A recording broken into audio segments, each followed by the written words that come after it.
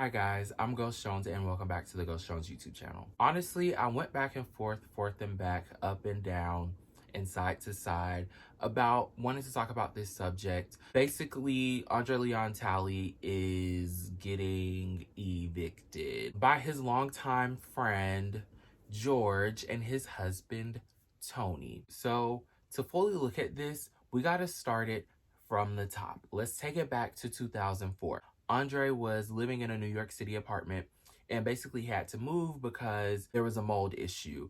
So instead of Andre going to rent somewhere else, he said, all right, I want to purchase something. I want to own something. I can't do that right now because I filed for bankruptcy 3 times since like 1992. So it was going to be hard for him to purchase a home. And I guess it was going to be hard for him to rent something because he had filed for bankruptcy all of those other times. We'll just say that. That's the story that we'll go with. We'll choose to believe that. Andre calls up his friend George, who has helped him in the past. There was a time when Andre wanted to purchase a car, but because of his credit, he couldn't purchase the car. So basically what he did was he wired the money to George, and George went and purchased the car in his name. And I guess, maybe he did that whole thing where like you just have somebody pay you $1 and then you sign over all the information to them. It's 2004. He calls his friend. He's like, hey, I need a favor again. I need you to buy me a house. George is like, okay, I can do it. Right now, I'm the CEO of Manolo Blahnik. I'm making buku coin. Let me talk to my husband, Tony, and see what he thinks. Everybody in this situation agrees to do it. And they say, okay, for us to buy this home, you need to put down $120,000. This home is $1 million. So since 2004, Andre has been living in this home. And basically what was supposed to happen was Andre was supposed to end up paying them the remainder of, whatever he owed. And once he did that, they will turn the title over to Andre. George and Tony have kind of fallen on hard times, or it's starting to become a little financially straining for them to continue to pay the mortgage on this house. So they have now asked Andre to leave. Andre said no, so then they filed for evictions. That's where we're at. Andre said that he has finished paying for this home. George and Tony say he still owes them 500,000 American dollars. It seems a little weird, but basically how Andre was paying, because he was not paying monthly, he was paying them like in sporadic payments. He was paying them whenever he got paid. They were still paying monthly on it, I'm assuming, because that's how mortgages work. That's just how loans work. Like, regardless of Andre and when he's ready to pay, they still have to foot the bill. So do you kind of see now why it's a little bit straining for them? Because it's like, sometimes we're not seeing a return on that money in the month. It might be the next month or the following month. And like, we still have to house you. This agreement is not on paper. So that's the biggest issue. Andre has in his suit also listed that, he's done over $200,000 in renovations for this home. I guess he was doing like the roof, he was redoing the windows, and then also he pays, for like all the landscaping and all of these other things. And he's like, this is my home. Like, I put all this money into this thing. Well, to me, the renovations and all of the upkeep doesn't really hold that much weight to me, because it's like, everyone knows when you purchase a home and you live there for a while, things just kind of change, they break, styles change. So you always want to kind of keep things up to date. And there's just regular maintenance that goes into a home. But when you own your home, you can't go to anybody and be like, hey, I put all this money into this thing, like, I want my money back. The only time that you will sort of see your money back is when you choose to sell.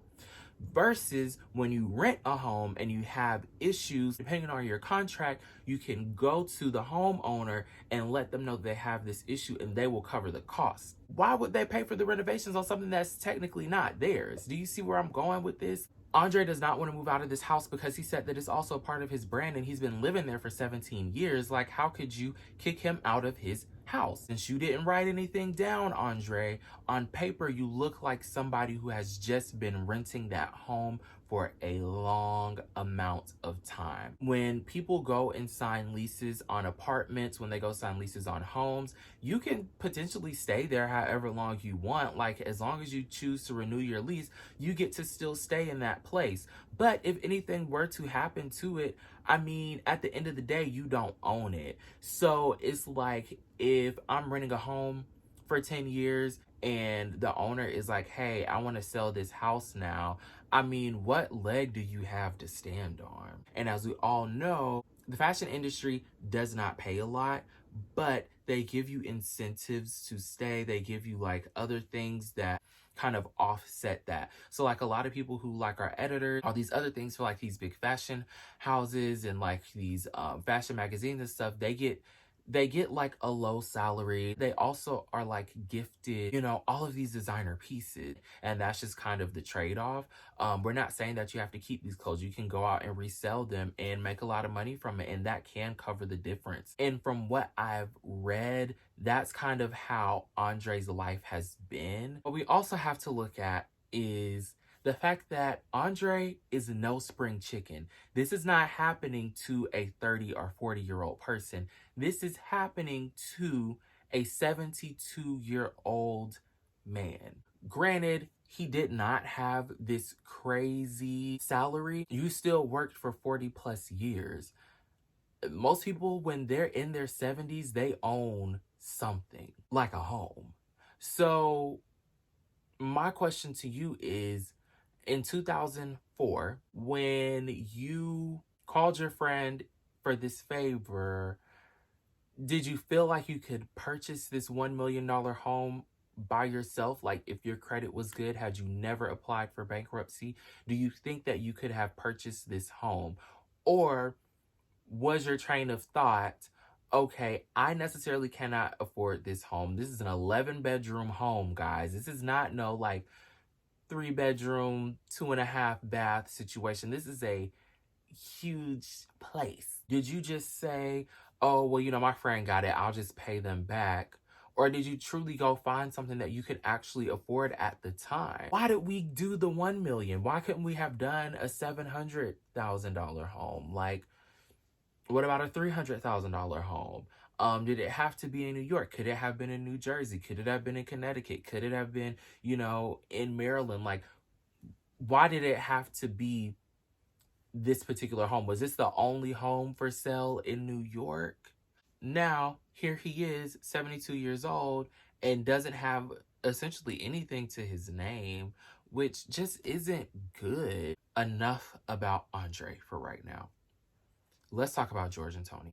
This man is 72. Like, if he has not paid off this house by now, he's probably not going to pay it. If you could only live to be 100 and he's 72, he only has so much time left. Did you guys ever really, truly have the intentions of giving this man this house?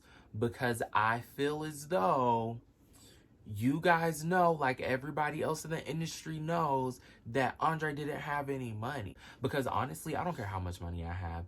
If I have a friend who's like, I got bad credit, or I've been filing for bankruptcy and I want to buy a home, but I need you to help me do it, I'm going to tell them no. The least you could do is give that man his $200,000 and his down payment of $120,000. You literally got in bed with somebody who has a track record of having payment issues, and now you want to complain that he didn't pay you guys. Holistically, he's already filed for bankruptcy so many times in such a short amount of time. He's renting something, okay?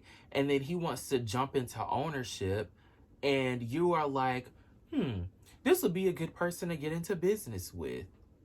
Huh? Or did you realize that it was stupid, and that's why you guys did the gentleman's agreement and you never put anything in paper, which is why Andre almost can't really say anything about these equity payments, because we don't have any record of that. We don't know if you ever really said that or not. Do you have like a text message thread? Do you have anything? Do you have any proof that that's what's going on? Was that you guys' little thing, like in your back pocket, along with holding the title to the home? It is what it is. But I definitely want you guys to jump down in the comments and tell me how you feel. Tell me what you think. Am I right? Am I wrong? Am I seeing it the wrong way? Like, should I be on Andre's side? Should I be on George and Tony's side? Or should I just not even have a side at all? Because at this point, I don't have $1 million home, and I don't even have no friends that got the money like that to just sign off on $1 million home for me, and then I just have the money to pay them. It probably could work out. If I had a friend that could get me $1 million home, I mean, I'm 24. By the time I'm 71, 72, I would own that home. But he didn't do it when he was 24. I mean, it is what it is. But that's all that I have for you guys today. I will talk with you all later. Don't forget to like, comment, and subscribe. Peace.